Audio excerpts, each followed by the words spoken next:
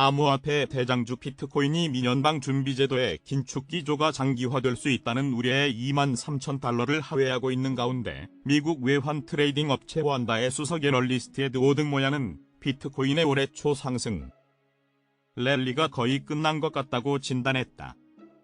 9일 암호화폐 전문 매체 코인데스크에 따르면 모야는 비트코인은 24,000달러 바로 위에서 기술적 저항에 부딪혔으며 현재는 조정 구간에 들어간 것으로 보인다. 비트코인은 미국 채권 금리 상승에 따라 현재 가격대를 잃고 하락할 수 있다. 오는 14일 소비자 물가지수 발표 이후 채권 시장의 변동성이 매우 커질 것이다. 이로 인해 주식시장이 타격을 받으면 비트코인은 2만 달러 수준까지 하락할 수 있다고 설명했다.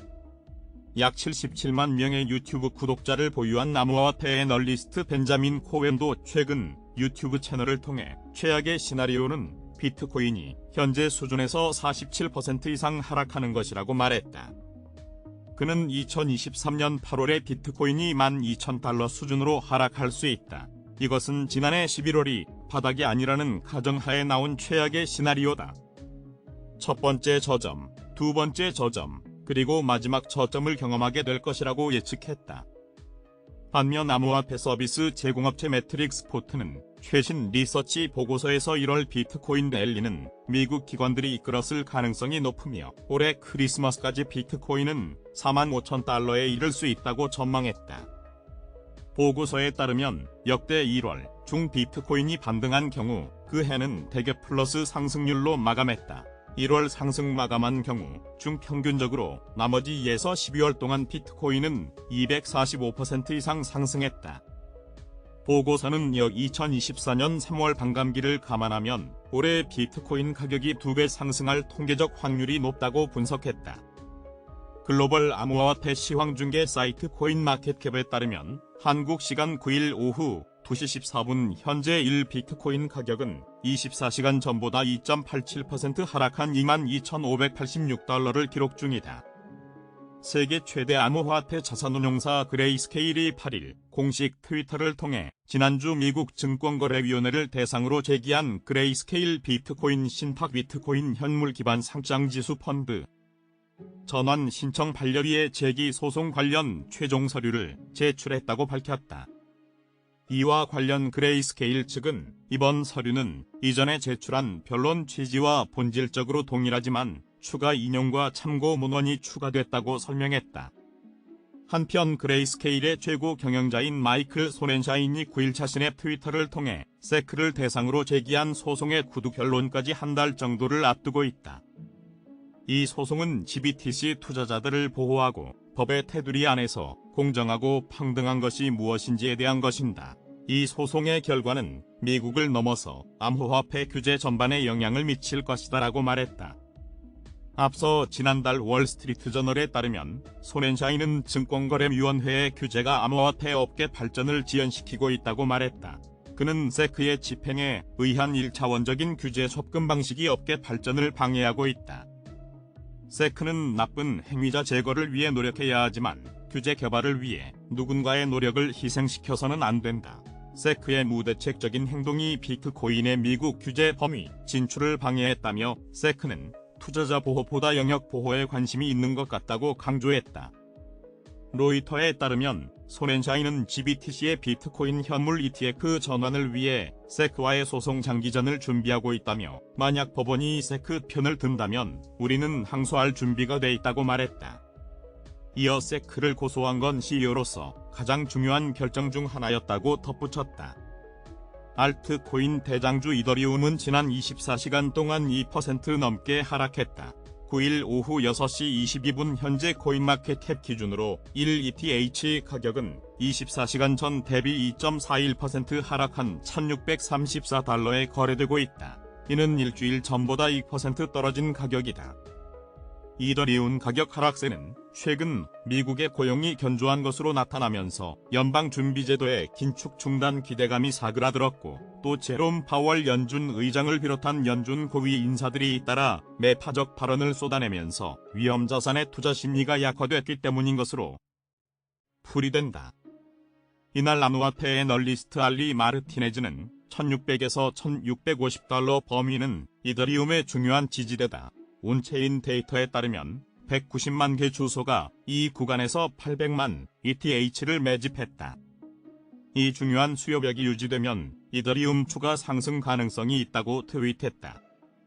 유명 매크로 트레이더 지오체는 지난달 뉴스레터에서 머지 업그레이드로 인해 이더리움이 비트코인을 능가할 가능성이 아직 남아있다며 향후 3개월간 이더리움이 $3,400까지 상승할 것이라고 전망했다.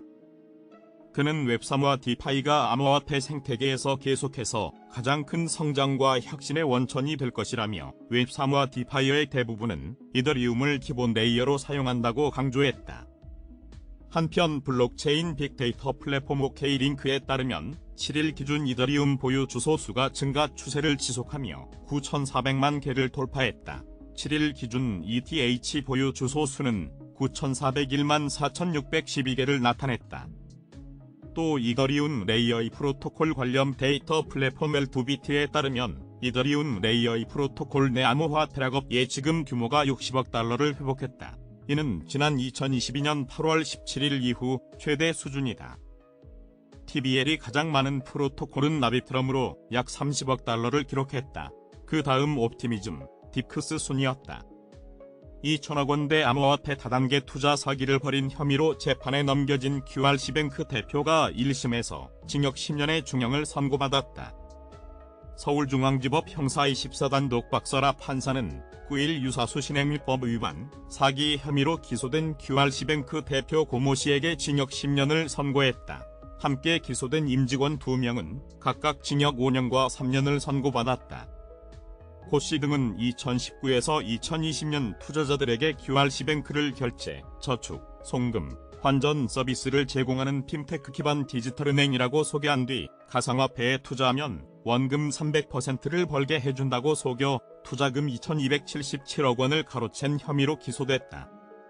이들은 또 투자자들에게 QRC뱅크 한국 지점권을 구매하면 수익금을 지급하겠다고 말하거나 QRC뱅크가 미국 나스닥 시장에 상장할 예정이라며 총 86억 원을 받아 챙기기도 했다.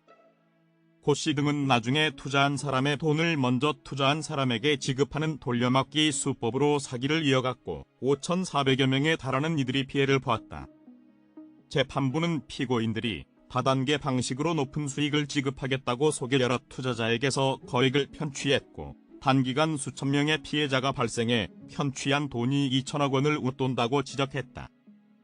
다만 재판부는 피해자들 역시 고수익을 얻으려는 수단으로 피고인들이 홍보한 내용을 충분히 검토하지 않은 채 무리하게 투자해 어느 정도 책임이 있다고 양형 배경을 설명했다. 미국인 절반이 자신들의 경제 상황이 지난해와 비교해 더 나빠졌다고 여긴다는 조사 결과가 나왔다. 8일 블룸버그 UTI 통신에 따르면 여론조사기관 갤럽이 지난달 2에서 22일 미국 전역에 거주하는 성인 1,011명을 대상으로 진행한 여론조사 결과 경제 상황이 1년 전보다 좋아졌다고 응답한 사람은 35%, 나빠졌다고 대답한 사람은 50%였다. 1976년 갤럽 조사가 시작된 이래 이번처럼 미국인 절반 이상이 자신의 경제 상황이 나빠졌다고 본 경우는 2008년과 2009년 금융위기 당시 2차례뿐이었다. 지난해 조사에서는 자신들의 경제 상황이 좋아졌다는 응답률과 나빠졌다는 응답률이 각각 41%로 똑같았다. 특히 저소득층일수록 자신들의 처지를 비관적으로 보는 경향이 나타났다. 저소득층 가운데 자신들의 경제 상황이 더 나빠졌다고 응답한 사람은 61%, 더 좋아졌다고 응답한 사람은 26%였다. 중간 소득층의 경우에는 이 비율이 각각 49%, 37%였고 고소득층은 43%, 39%였다. 다만 높은 물가 상승률 등에도 앞으로 서정에는 낙관론이 많았다. 1년 뒤 자신들의 경제 사정이 좋아질 것으로 보는 사람은 60%, 나빠질 것으로 보는 사람은 28%였다. 월가의 왕으로 불리는 제이미 다이먼 JP모건 체이스 최고 경영자가 인플레이션에 대한 승리를 선언하기엔 너무 이르다고 경고했다. 다이먼 CEO는 8일 로이터 통신과의 인터뷰에서 인플레이션이 굳어질 경우 미국 연방준비제도가 기준금리를 5% 이상으로 올릴 수 있다며 이같이 말했다. 앞서 최근 미국의 1월 노동시장 지표가 호황으로 나타나자 지난 7일 제롬 파월 연준 의장은 고용과 물가가 예상보다 강하면 금리를 더 올릴 수 있다고 말했다. 이어 연준 고위 인사들도 시장 전망보다 금리를 더 올리고 높은 수준의 금리를 더 오래 유지할 수 있다고 밝혔다. 다이먼 CEO는 연준이 금리를 5%까지 올린 뒤 이를 유지하는 것은 완벽하게 합리적이라고 말했다.